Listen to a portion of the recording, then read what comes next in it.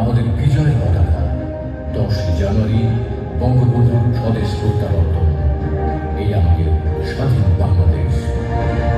সদ্য স্বাধীন বাংলাদেশের ধ্বংসস্তূপের উপর দাঁড়িয়ে স্বাধীনতার মহানায়ক জাতির পিতা বঙ্গবন্ধু শেখ মুজিবুর রহমান দেশের অর্থনৈতিক উন্নয়নে কৃষি ও মৎস্য খাতকে গুরুত্ব দিয়ে বলেছিলেন, মাছ হবে দ্বিতীয় প্রধান বৈদেশিক মুদ্রা অর্জনকারী সম্পদ।